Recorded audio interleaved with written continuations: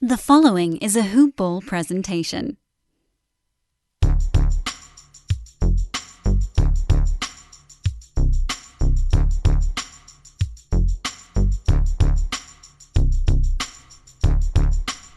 Hello, and welcome to the Hoop Ball DFS Today podcast. It's a Saturday night. It's getting a little late, and you guys are probably going to be hearing this sometime Sunday on the July 19th, but we're back. We're back in action. We're gearing up. Basketball is right around the corner, and you know what that means, that we have to get back into this. So I'm happy to be here, and I'm joined by somebody that's probably a little bit new. If you've been listening to Hoop Ball, you've definitely heard his voice a few times. But if you only listen to the DFS Today podcast, it's going to be a new voice for you guys. But one you've probably heard me talk about in the past. It's my good buddy, one of my best friends, Santino Cacone. I'm really excited to have Santino on. And yes, he's one of those guys that's always in my hometown leagues that I'd be talking about. So you can imagine that, you know, I got beat down by him a few times. I had to recruit him, and he's here. So Santino, welcome. I'm happy to have you here, brother. But how are you doing? I'm doing good. Thank you for that intro. Yeah, it's a late Saturday night right now. It was where we are. We're in Connecticut. It was about 90, 91, 92 degrees out today. Scorching hot. But it cools down at night, which is a good thing. But tomorrow, when you guys will probably be listening to it, we're going to be out in 98-degree weather. I'm not ready for that, but right now I'm geared up for basketball. We have 10 days left or so, 12 days left, and then the season starts back up. And I'm just hoping that we can get through it because I'm excited to see some kind of sports. Without fans is fine. I just want to see something happen to people playing for once. Anything. That's what we're looking for. Just any sort of sport. I mean, at some point, everybody was playing some, watching and playing some Korean baseball, and I was watching cornhole tournaments on ESPN, the Ocho. We're deprived and we're degenerates. So we need our fix. I'm scratching. Like you said, though, we're only a few weeks away, and I mean, we missed a lot. Let's be frank here. There's a lot that's going on. Whether it's players opting out, players being sick, players being hurt, leaving the bubble, joining the bubble. There's so much going on in the NBA right now that we just felt like we need to kick off a few shows prior to us breaking down some cards, going through some of this information, kind of dissecting it, and getting a good idea of what we can look forward to as far as information, usage, DK points per minute, things like that, tidbits and players that we could take advantage of. Because, this is going to be a very, very important time for DFS when this starts back up, because it's basically going to be like the start of a new season. There's going to be pricing fluctuations. There's going to be guys that are very, very off priced.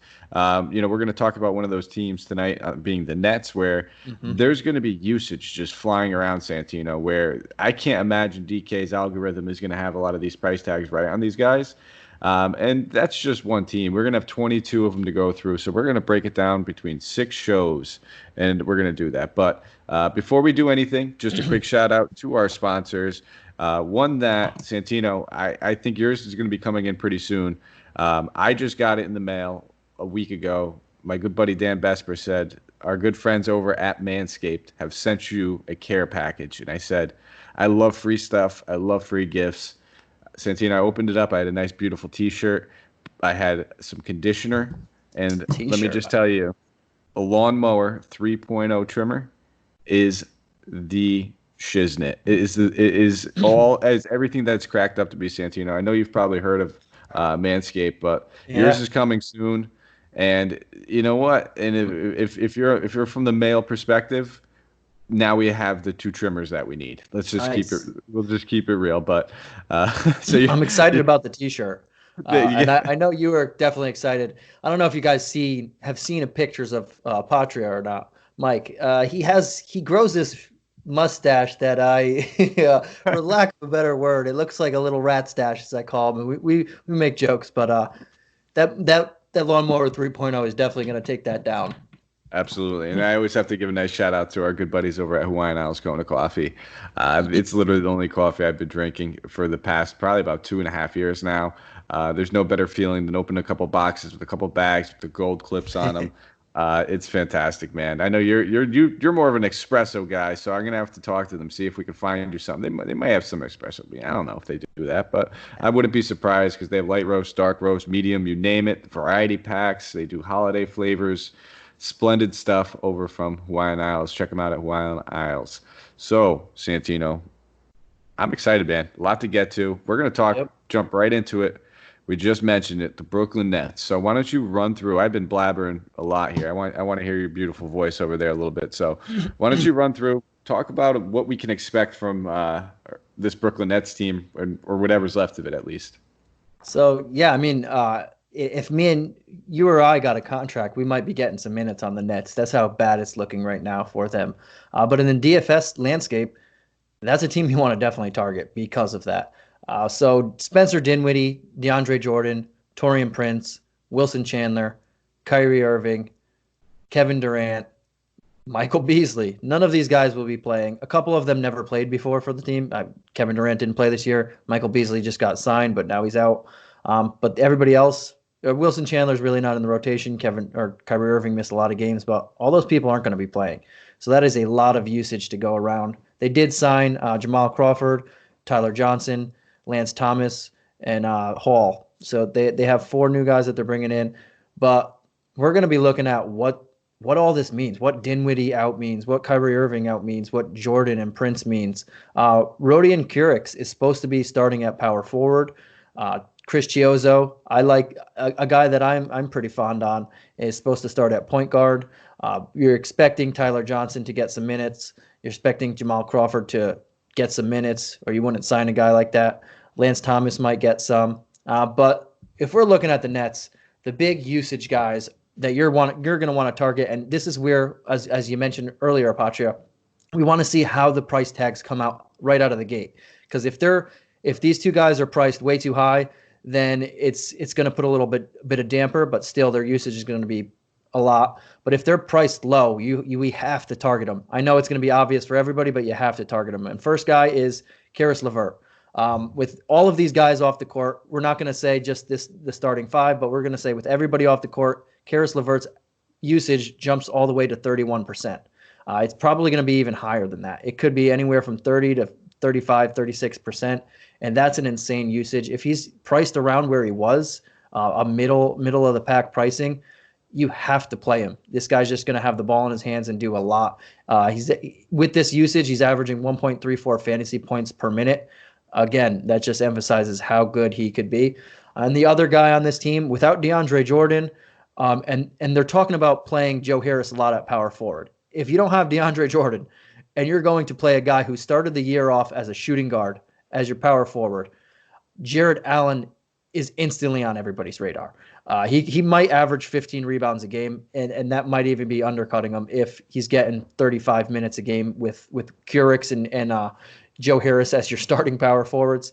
This guy he's only, with everybody off the court that I mentioned, he's getting 22.2% usage. Not great, but he's not a guy who gets his own shot anyway. He's a guy who you have to pass the ball into and get easy layups, easy dunks, easy putbacks. He's also averaging 1.34 fantasy points because of his rebounds usage, because of his blocks potential, and because he can clean up the boards and get maybe 12, 15, 14 points and then 15 rebounds or so. But those are going to be the main 2 guys, and then we can talk about everybody else on this roster. I think you basically set it up on a tee for me. I'm absolutely obsessed with both those guys. I think everybody's going to be. Those are going to be the chalk plays, and let's be frank, they're going to be chalk for a reason. You just said it. Yeah. LeVert being between 30 and 35, that might be underselling it. I mean, with the guys, he's an alpha dog type mentality. He's always had that prove your worth. He's coming back off that big injury, and this year he's had some up and down moments. Really started to pick things up once he was really once they needed the usage, and that was alongside Dinwiddie. That was alongside of Prince. That was alongside of Jordan. All these guys that are now off the court. If you think LeVert's going to let these other guys like Chiozza, Kurix, Tyler Johnson, a new face over there, just come out of the court and take his shots away, I don't think that's going to happen, because this is also a team where that's pretty much being ran by Kevin Durant and Kyrie Irving, and this is pretty much the Nets saying, all right, how can we boost the trade value of a lot of these players? It's already going to be tough for them to, retain Joe Harris. Curix looks like a decent trade piece that they can end up getting somebody else in here for. And I think Levert's a guy that they want to hold on to. But if not, I mean, if he shows sky's the limit and they get somebody else that they can use for him, they might be open to it. They're going to be a win now team next year. So I love that. And you hit it on the head with Jared Allen, not even needing the usage. So that's perfect. If you ever wanted to play a guy like Karis LeVert with Jared Allen, you can do that because you know that LeVert's mostly going to come in the scoring, but you're going to get the periphery stats from Jared Allen. You're going to get those blocks. You're going to get those rebounds, maybe a couple steals, and those add up quickly, especially if you're playing on a site like FanDuel, which gives you an extra point for those steals and blocks. But I'm with you, man. I think all those guys are in options. And when we talk about Joe Harris, he's definitely in play, whether he's playing the 3 or the 4.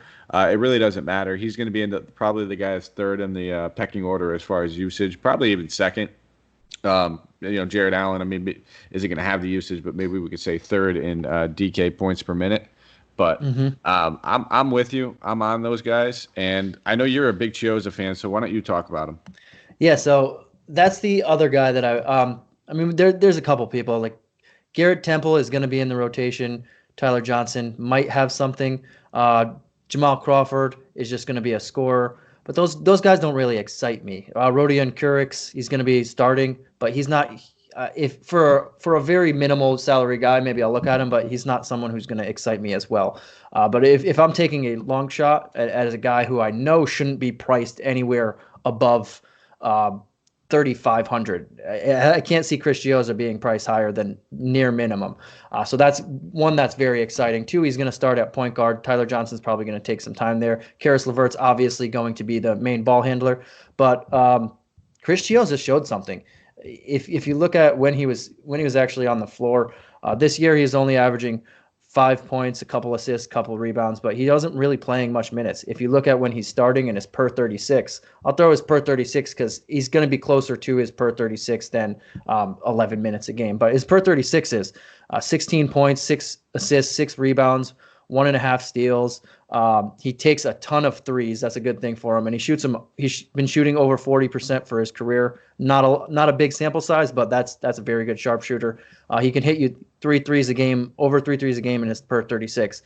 So he's definitely a guy that I'm going to be looking at just because I know he's going to be so low priced. People are going to go to LeVert and Allen, which rightfully so. But on other slates where you do pivot against them and you want to get a James Harden in there and cash money, say LeVert is priced higher than we want him to be for the first couple games.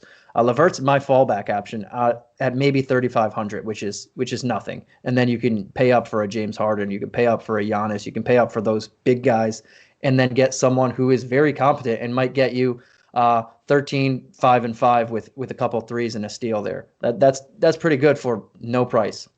I love those per 36 numbers you just read off, man. I mean, I've used just checking out a guy's per 36 when he gets thrust into a starting role several times while playing DFS, and sometimes it ends up being right, sometimes it ends up being wrong. But I think I'm with you. I think more often than not, it's a good indicative result or way to tell these results. So I'm going to be with you. I'm going to circle Chiozza. He's a guy that I'm going to be using, and it seems like whether it's cash or tournament, regardless of what you play, if it's a GPP, 3-entry max, he is going to hit value, I think, for at least these first couple games. If he's anywhere near 3,500, that feels like a lock and load type play. They might take an algorithm and just see starting and bump him up maybe like 44, 45, get him a little bit more close to that 5 range so people actually have to think about it.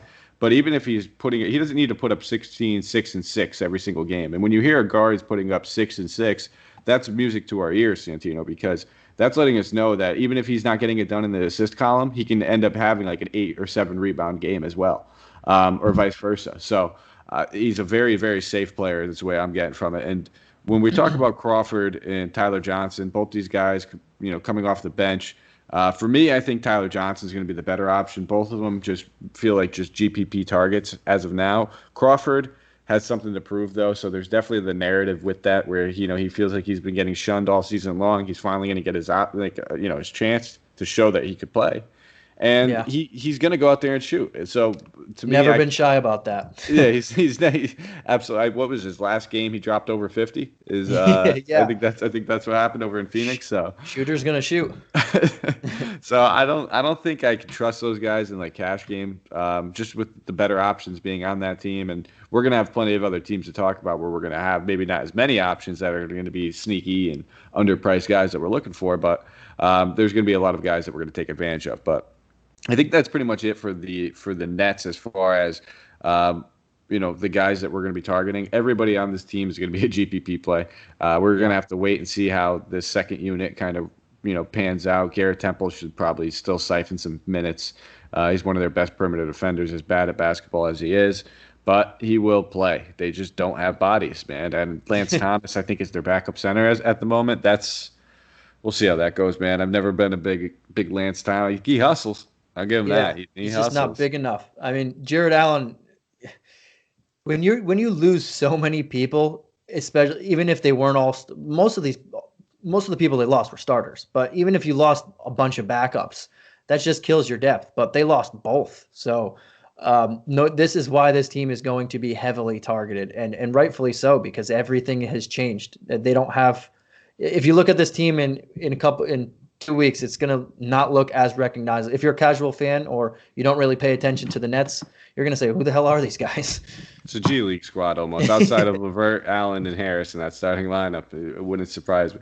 Everybody else on the team is pretty much in the G League almost, or borderline. But we're going to take a trip, man. We're going to go down the New Jersey Turnpike, go down south a little bit. We're going to be talking about Philly, talk about the Sixers. I know you're pretty excited about this team. I think a lot of people are excited about this team. Dark horse, not really a dark horse contender, but I guess we can call them a dark horse contender. Everybody's pretty much thinking it's Bucks or Lakers, and that's it. That's all it says. But I know you, Santino, are thinking otherwise. So why don't you go through? I know this team hasn't been ravaged as much by as COVID and injuries and everything else, but we have them listed for another reason. So why don't you break down why we're talking about the Sixers? Yeah, so you did mention there's so much talent on this team that if I'm taking a dark horse to make the finals, I'm a Laker fan and I'm going to be a little biased in this. I think the champion is going to come out of LA, whether it's the Lakers or Clippers. But if I'm picking a team to make the finals and I'm looking at the odds, I'm looking out in the East and I see that the Sixers are plus 900 to make it to the finals. And when you look at their lineup, Ben Simmons, Joel Embiid, I'm just going to say, I'm not saying who's starting or not. We'll get to that in a second, but Al Horford, Tobias Harris, Josh Richardson. That's just, and then their bench is even really good. Thibault, Milton. This team is just so deep and stacked. That seems to me like if I'm gonna take a dark horse bet there, that's a dark horse. They're the sixth highest team in the East to make it to the finals. I'm going to take that bet, and if I win, that's going to be pretty penny for me. If I lose, it's not. Those are the bets that I like. But yeah, we're talking about this team because two big things. Their two big guys have something that we want to hear about, and Shake Milton's going to be in the starting at point guard, and that means that Ben Simmons will not be starting at point guard. But have no fear. He will be playing power forward, and it seems like he will start at power forward.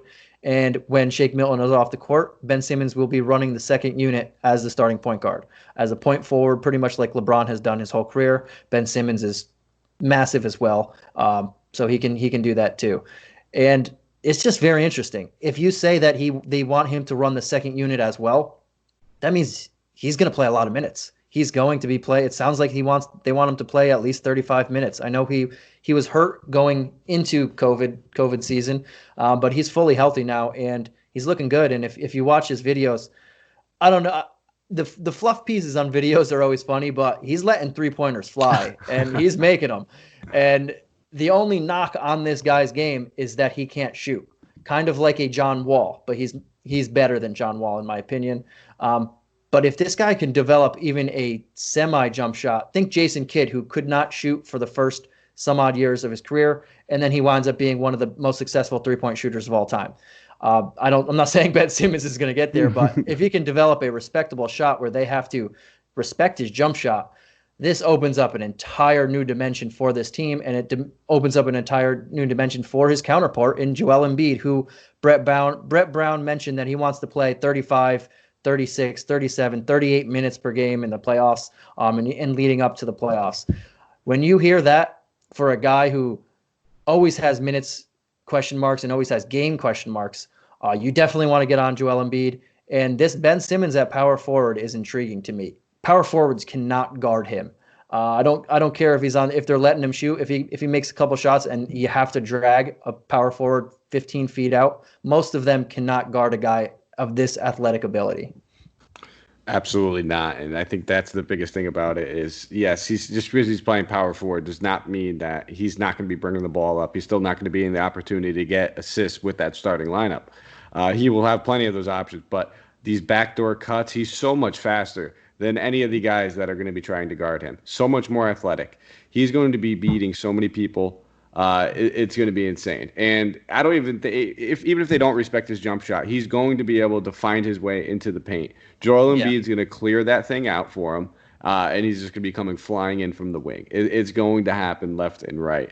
I'm stupid excited to kind of see how this works. And one thing I wanted to talk about and mention is that Shake Milton, because he was everybody's favorite darling in DFS prior to COVID when Ben Simmons was off the floor, he was absolutely smashing. He was crushing. He was hitting value like on a night-to-night basis. And I want to just say temper your expectations because now that Ben Simmons is back, even though Milton's playing, he's going to get the minutes. He's probably going to have a price tag, closer to how he was playing with Simmons off the floor. It might be depressed a little bit, but I would expect it to still probably be pretty significant, probably around 55, 56, maybe a little higher. And now we may be talking about a ceiling of 33, 34 points at most, because Ben Simmons is still going to have the rock in his hands a lot. But yeah, I'm with you. The Joel Embiid news had me, something I circled. I heard it about 2.5, 3 months ago, and I said, I hope he says that. Brett Brown also mentioned wanting to run like an 8-man rotation at some point during playoffs. So he really wants to buckle down. So that leads us to believe that Ben Simmons and Joel Embiid are healthy, that they're going to be playing minutes. So just so people know, Joel Embiid has a usage of about 32.6%. And he was only averaging, Santino, about 30 minutes per game during the regular season. And when you talk about that, and now we're talking about at a 32.6% usage rate, averaging 1.51 DK points per minute. And now he's playing 38 minutes. 8 extra minutes is huge. If you just do 1.5 times 8, we're talking about significant points. He would be averaging on that basis 54.5 DK points per game. A guy that is not priced at 10K. He's generally around that low 9. So that's just a steal for it. And then we're not even coupling with the fact of, let's say they go against just a brick house team where he can just absolutely dominate in that matchup, go like the Celtics or something along that nature. Yeah, sign me up. I'm good with that. I want to circle Embiid. It sounds obvious, but it should be even more obvious. If you're looking at that and say, yeah, Embiid's really good, you should circle it again, because that if he does get these 38 minutes and he is playing healthy, and with Ben Simmons, with more shooters on the court, because you're taking off Al Horford and you're putting Shake Milton on the court, or Matisse Thybulle or Furkan, whoever, other people that can shoot. It's just going to open up more space for him. And he's already awesome as is, getting that 8 extra minutes, as you said, 1.51 fantasy points per minute. That's an extra 12 fantasy points on average. He's definitely circled. I'm a big Ben Simmons fan. I don't think people can guard him. I don't think these bigs are going to know what hit him. And then you have the other regulars, like Tobias Harris is a guy that you're going to look at. I love how you said Shake Milton, if he's priced as he was, you kind of want to pay up for someone else, because he's not going to get that usage anymore. So he's someone that I would fade too. But if he's went back to his pre-Simmons price, then yeah. But it's pretty much Simmons, Embiid, and maybe Harris. Though I will mention, I think Harris is much better and much more efficient when he's playing a stretch 4 than when he's playing small forward. Absolutely. And just to be frank, I mean, we talked about Simmons and we talked about Embiid, given the new circumstances surrounding them. I mean, all these guys are going to see increased minutes. So factor that in. Like I said, Brett Brown wants to make this an 8-man rotation. So keep an eye on those price tags. The only thing is that when all these guys are healthy and they're all playing, there's not a lot of usage that goes around. Tobias Harris needs to get his. Josh Richardson, not a big usage guy, but still a guy that they wanted to bring in for a reason. They want him to get some shots, and then Al Horford coming off the bench. So once their price tags get to that balancing point, usually you have about a week or two before they start to hit that mark where you really have to think about it because they got priced up. It's going to be once it gets to that point, it's going to be tough trying to decipher where the usage is going to go on any given night, and you have to play the matchup game. We'll talk about that. Especially, I always mention the Celtics because I imagine at some point these two teams might see each other, and those matchups Embiid just absolutely smashes, and Ben Simmons has struggled against the Celtics throughout his career. So always a big Embiid guy against them. But we're going to keep it moving, man. We got 2 more teams to talk about, and we're going to now keep going down south. We're just staying on the East Coast. We're not West Coasting tonight, but Orlando in the bubble, the home of the bubble team, the Magic. The bubble. the bubble. We have some definite news that we have to monitor, and that's the thing. As of right now, like I said, it's a Saturday. It's the 18th, so we do not have the news of yet whether or not Jonathan Isaac is going to play. We don't have the news if Al-Farouq Aminu is going to play. If I had to guess, Santino, I would say Al-Farouq Aminu is guaranteed to not play. I have Isaac a little bit more doubtful. I just don't know. I can't imagine that he wants to really risk it. It's a guy that they've always been worried about, a little bit brittle. It's always dealt with foot injuries. Then he had that knee injury. Didn't look good when he fell on the court. So I can't imagine it. But at that same breath, it's like, hey, if it's anybody's year, if anybody can win this thing, they want their guys. And the Magic could definitely cause some problems. I mean, yeah. So let's talk about it, man. I guess we kind of saw a little bit of what it looked like with Isaac out and Isaac in. So I think we have a decent enough sample size of both. But let's just consider him and Aminu out for now. And what would you expect from this starting Magic lineup with I guess James Ennis at the small forward position? Because that's who was starting once they just picked him up midway through. So this whole Magic thing is going to depend on Jonathan Isaac's availability. Not so much Al-Farouq Aminu. He's going to get some minutes if he plays, but it's all about Isaac. If he plays, this team is a lot less sexy in terms of DFS. If he doesn't play, Aaron Gordon was playing the best basketball of his career 2-3 weeks prior to everything going down. He finally clicked. Aaron Gordon, just like I said, Tobias Harris, he's much better at power forward than he is at small forward. He's not a consistent jump shooter. Jonathan Isaac is much better at power forward than he is at small forward. If Isaac doesn't play, I really like Aaron Gordon. He was priced fairly good. He had a very good price when he was even in that hot streak. He didn't jump up too much to where you're saying, oh, I have to pay for Aaron Gordon. He was pretty middle of the pack price for what he was producing, and that was very good. But if Isaac plays, I can't trust him, and I don't know how I can't really trust Isaac missing so much time and coming off such a big injury. Vucevic, you know what you're getting with them, 27% usage with pretty much whoever's on the court. Evan Fournier is pretty solid. I like his price range. And then Markelle Fultz sometimes, but there's really not much to go around. Aaron Gordon is my guy if Jonathan Isaac's off, and if Jonathan Isaac's on. This isn't a team that I'm actively targeting unless I really like the matchup. And I know they're playing the Nets twice, so that's a matchup I'll look at them even more. Oh yeah, that's a smash button front court spot. Any team going against the Nets has always been like that now, let alone only having Jared Allen the center. Jared Allen gets a lot of block shots, but he's not necessarily a great defender. And a lot of people sometimes misinterpret that. Hassan Whiteside is another guy. Leads the league in block shots. Terrible actual defender. He's actually some people can get those popcorn stats. Like same thing with when sometimes people get 2 steals a game, but they get roasted a lot on defense. It's just you can make the big plays, but consistent actual staying in front of someone sometimes it's a lot different. Lateral movement, baby. But I'm with you. I think that Aaron Gordon's going to be a smash spot with Isaac off the floor. I mean, if you run the numbers and you just look at it as an overall sample size of what Aaron Gordon did throughout the whole season with Jonathan Isaac off the floor, you're not that impressed. It's a usage of about 20%, and he's averaging right at 1 DK point per minute. But you really need to look at when they actually put like just a defender at small forward, and that's what James Enos is. He garners no usage. His usage is 0.69%. His job is to sit there and stay in front of the other wings, run around, get the easy putbacks or whatever he needs to do, just easy backdoor cuts, high percentage shots. He's not really doing much. So when Gordon's actually playing power forward alongside of him, with the regular starters in there, the usage goes down, but the DK points go up, Santino. And it just speaks to what you said. It's rebounding. His rebound numbers skyrocketed once he had Enos next to him. And he was averaging 1.23 DK points per minute. So it's an extra almost quarter of a DK point per minute. It doesn't sound like a lot, guys, but when you times that quarter point by 36 minutes, you get somewhere with that. And that's where you're getting your value. So, in that matchup, I'm going to have a tough time picking between Vucevic and Gordon. That's going to be tough. Maybe on those one center sites, you play Jared Allen and you get a little bit of Aaron Gordon and you mix and match if you're a multiple lineup builder. But that's pretty much what we had for the Magic, I think, right? There's one more thing. So this might help like Mo Bamba or someone else, or it could hurt the starters. So Steve Clifford, if we take him at his word, the other day said he wants to have a 10-man rotation for the rest of the season heading into the playoffs. Probably buckle down into the playoffs, but he said he wants to have a 10-man rotation. I don't know how plausible that is.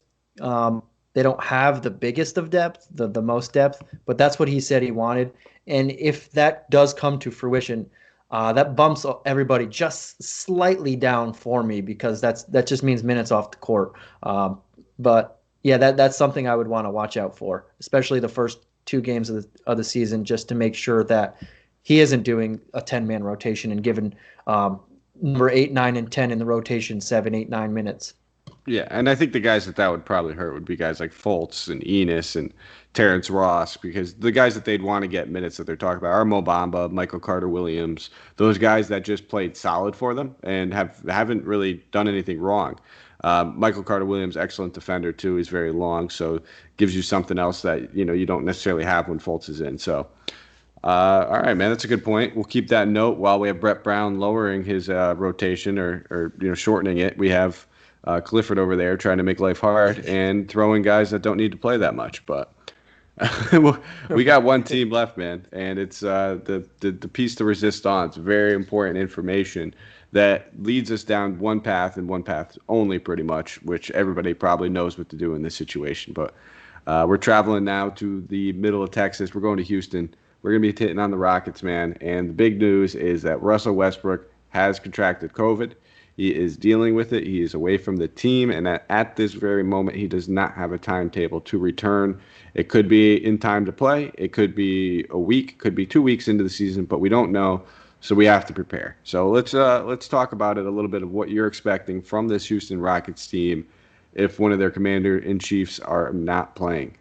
Big injury or big news, I guess. This team, you do have a Robert Covington, you do have an Eric Gordon, you do have a PJ Tucker, you do have a couple people. And if you notice the way I said them, I'm not excited about any of those guys. This team is Russell Westbrook. This team is James Harden. And I said that backwards. This team is James Harden, and then this team is Russell Westbrook.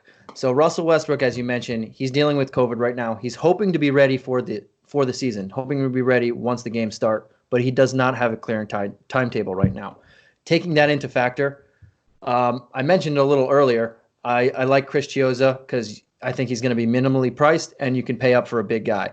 And I mentioned specifically you can pay up for maybe a James Harden or a Giannis. If Russell Westbrook doesn't play, I'm locking that in.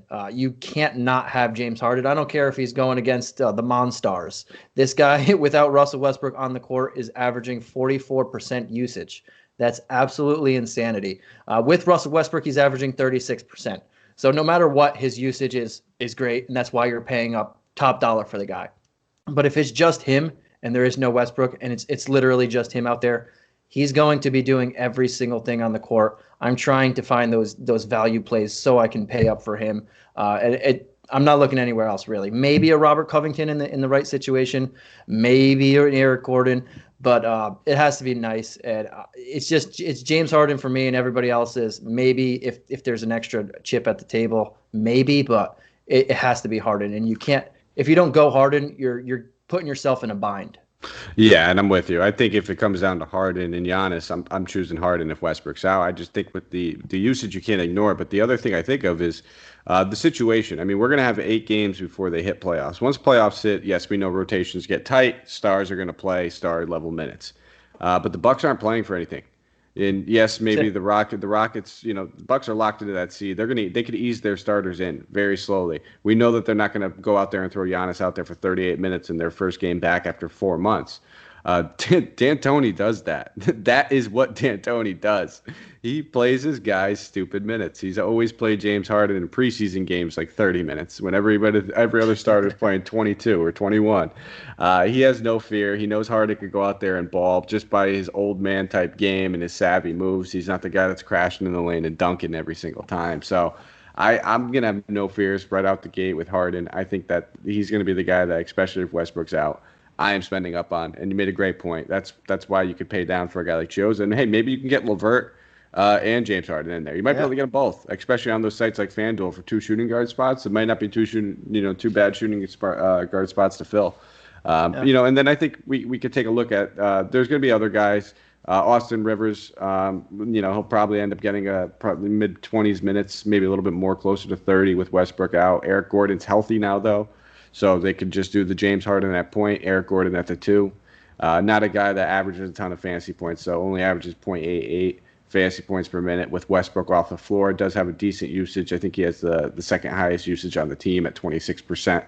But with Harden's 43.7, 44%, man, you can't. You can't what's ignore the second? that. What does the second highest matter at that point? When they get the second highest is like 11 shots.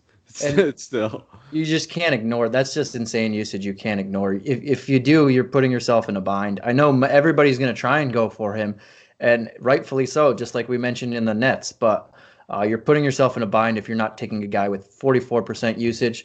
And when the rest of the team has trouble scoring, and their second leading scorer is not there, you definitely want him. And I think you made a great point with the Rockets and the Bucks, or specifically matching them up, because the Rockets are currently the 6th seed. They're only a game and a half up against the Mavs, who are the 7th. You don't want to play the Clippers in round 1, but the Rockets could get all the way up to even the 3 seed if they win a ton of games, or win out pretty much, or they can get the 4 seed. They're only a game behind the Jazz for the 4 seed, which puts them in a much better position, puts them, I was going to say home court, but there is no more home court. But you want to try and avoid the Lakers-Clippers at all costs in that first round.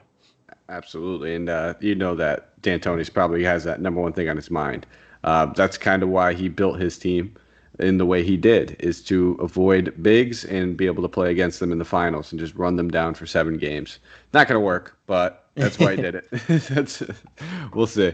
I think Covington's another guy that we could keep in play. He does average 1.15 fantasy points per minute, so over a DK point per minute. Should still have some fair rebounding upside. PJ Tucker's just that guy where if he fits at the end of your lineup and you have the money left, he's going to get the minutes, but the usage is never there. We talked about James Enos's usage. Well, PJ Tucker's is less than that with Westbrook off the floor. That's with Westbrook off the floor, only 0.61. So a guy that, with rebounds, maybe a couple blocks and steals can get you there, but otherwise not a guy I'm generally gravitating towards. I think we'll have plenty of options, man. But that's it. That's our 4 teams, man. We did it. We broke it down. Keep these shows between 25 minutes to half an hour, just quick hitters. We hit 37, but we had pretty much, I would say, 3 or 4 of the most important teams to talk about. So we wanted to get those ones out as quick as possible so people could adjust. Now, we're going to put this out, and Jonathan Isaac will end up saying he's playing.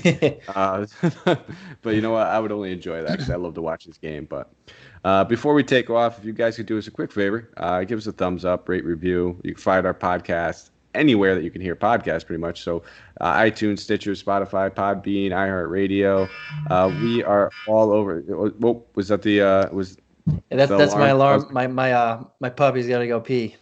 Okay. Well, we got to turn it. We got to speed this up. We'll put it on 1.5 times set speed. the alarms because he's got to get the puppy out of here. his little puppy, he has to go every couple hours. I don't want him going out all over the house, so we set alarms to make sure. We'll save it for another show, and we'll maybe let our listeners try to guess. So I don't know if anybody out there listens but watches the MTV show, The Challenge. Santino named his dog after one of the members from The Challenge. Let's see it. Let's see if you guys can guess who it is. I guess if anyone watches the show and knows who he named his dog after, but. So please thumbs up, rate, review. Really appreciate it. If you guys throw in a comment, it just allows us to kind of get an idea of how we can adjust and what we can change to better suit your guys' needs, what you guys like to hear, what you guys don't like maybe. And maybe you're just letting us know that we did a great job, and we appreciate that too. So all of that means the world to us. And if you haven't already picked up your 3.0, Lawnmower 3.0 from Manscaped, go over there, use the promo code HoopBall20. That will get you a nice little bonus, free shipping, 20% off. You will thank us later because this stuff is great. And before you hit the checkout, if maybe you're doing it on Amazon, go get some Hawaiian Alice Kona coffee, guys. It will be fantastic. So that's all we have from you. We'll be back on, Tuesday, Santino. You'll be here with another one of our new members. And you're going to be on with Steven. So I'm really looking forward to that. Really, we're throwing a lot at you guys. So listen, stay tuned. We're going to keep breaking down these teams. We're going to be talking Kings, Blazers, Clippers, Heat on Tuesday. That's all we have from you guys. Thank you for listening. As always, have a good weekend.